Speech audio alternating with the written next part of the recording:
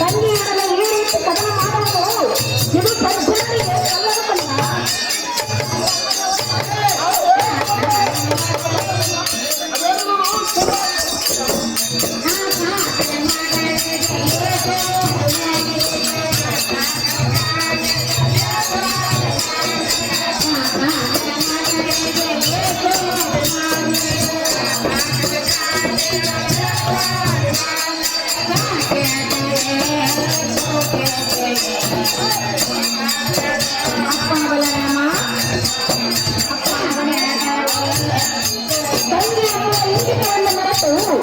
ಸೋದರಿಯೊಡನೆ ಈ ರೀತಿ ಕದನ ಮಾಡಿದರೆ ಸಭಾ ಸಜ್ಜನರು ನಿನ್ನನ್ನು ಕಂಡ ಮೆಚ್ಚುವರೆಂದು ಭಾವಿಸಿರುವೆಯಾ?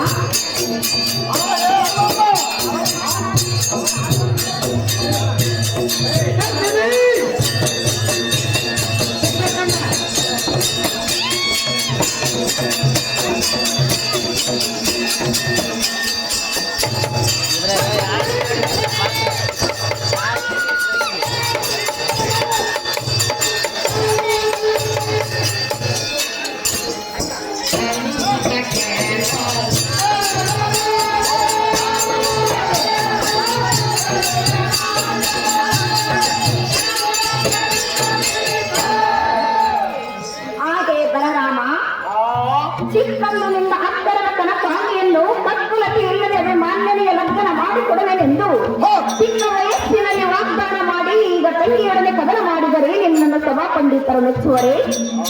ಸೋದರಿಯನ್ನು ಈ ರೀತಿ ಬೈದು ಮಾತನಾಡುವುದು ಕಣವನ್ನು ನೋಡಪ್ಪ ಮಗನೇ.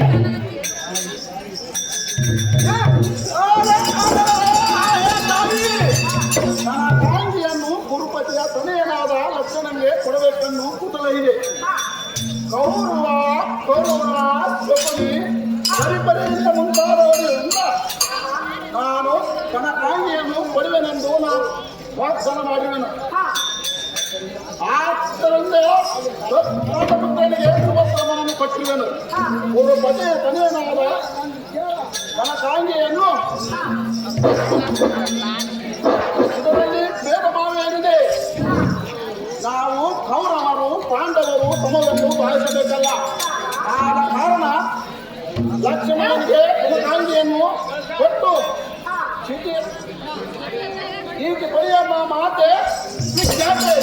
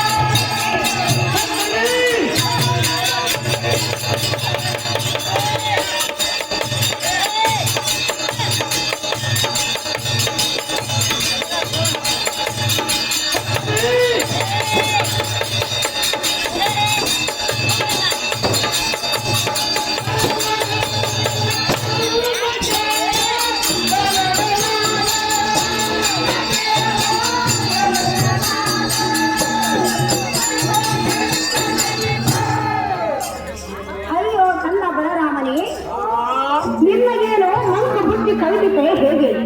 ಕೌರವನೇನು ನೀತಿವಂತನೆಂದು ಕನಕಾಂಗಿಯನ್ನು ಕುರುತನಯನಿಗೆ ಲಗ್ನ ಮಾಡಲು ಬರುತ್ತಿರುವೆ. ಯುದ್ಧಕ್ಕೆ ಪಂಚ ಪಾಂಡವರ ಸಕಲ ಸಂಪತ್ತನ್ನು ಅಪಹರಿಸಿ ಕುಂಬಿದ ಸಭೆಯಲ್ಲಿ ದ್ರೌಪದಿಯ ಮರ್ಯಾದೆಯನ್ನು ಕಳೆದ ಆ ಮನೆತನಕ್ಕೆ ನಿನ್ನ ಮಗಳನ್ನು ಕೊಟ್ಟರೆ ಅವರ ಸಂತೋಷವಾಗಿರುವುದೆಂದು ತಿಳಿದಿರುವೆಯಾ? ಇದು ನಿನ್ನ ಬುದ್ಧಿ ಸಲ್ಲತಕ್ಕದ್ದು ನೋಡಪ್ಪ ಮಗನೇ ರೂಪಚ್ಚಿನಿಗೆ.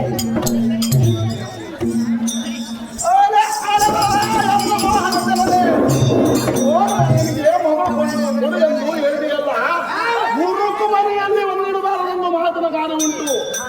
ಒಬ್ಬ ತಂಗಿ ಉಂಬುವ ಉಡುವ ಚಂದ್ರನ ಹೊತ್ತಿಗೆ ಈ ಮತ್ತು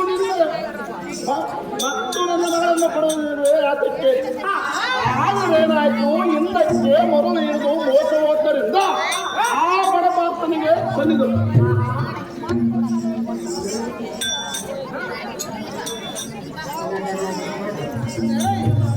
ಹಾಗೆ ಕಂದ ಇಬ್ಬರನ್ನು ಮತ್ತೆ ಹೇಳಿದನು ಚೆನ್ನಾಗಿ ಕೇಳು.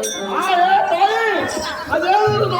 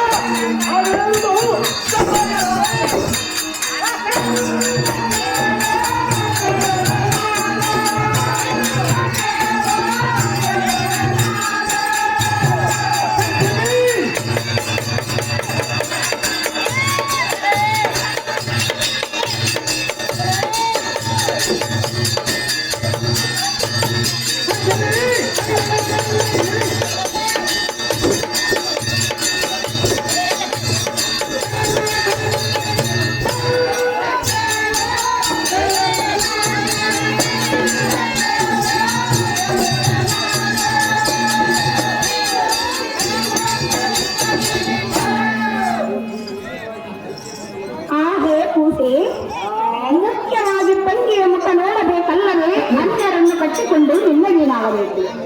ಮೊದಲು ವಾಗ್ದಾನ ಮಾಡಿದ ಪ್ರಕಾರ ತನ್ನ ತಾಯಿಯನ್ನು ತಂಗಿ ಮಗನಿಗೆ ಕೊಟ್ಟು ಸಂತೋಷ ಪಡು. ಈ ರೀತಿ ಸದನ ಮಾಡಿ ಹೊರಗೆ ನೋಡುವುದು ಎಷ್ಟು ಮಾತಕ್ಕೂ ಸರಿಯಲ್ಲ ನೋಡಪ್ಪ ಕಾಣಪ್ಪ.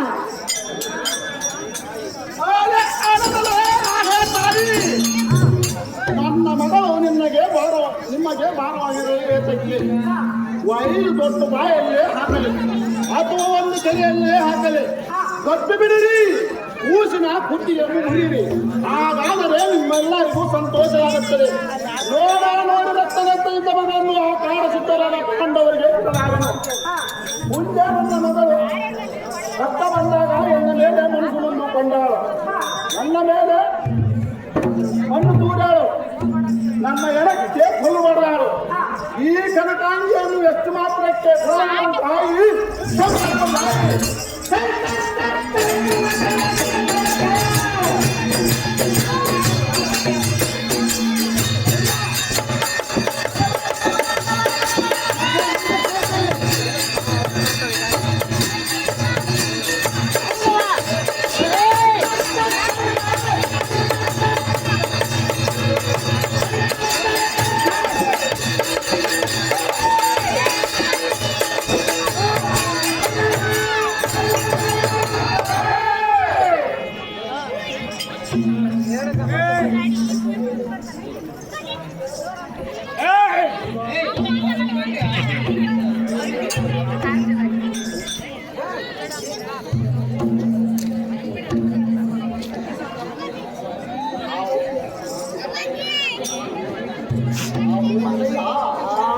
ಆಡುವ ಮಾತು ಈ ಸಭದಲ್ಲಿ ಪಂಡಿತರು ನೆತ್ತರೆ ನನ್ನಂತ ಹೆಣ್ಣು ಮಕ್ಕಳ ಮೇಲೆ ಅಡಗ ಪಿಂಡಾತ್ಮರು ಎತ್ತುವರ ಹೇಗೆ ಸಿದ್ದೇಶನು ನಿನ್ನನ್ನು ಎಷ್ಟು ಮಾತ್ರ ಕಂಡಿಯಾ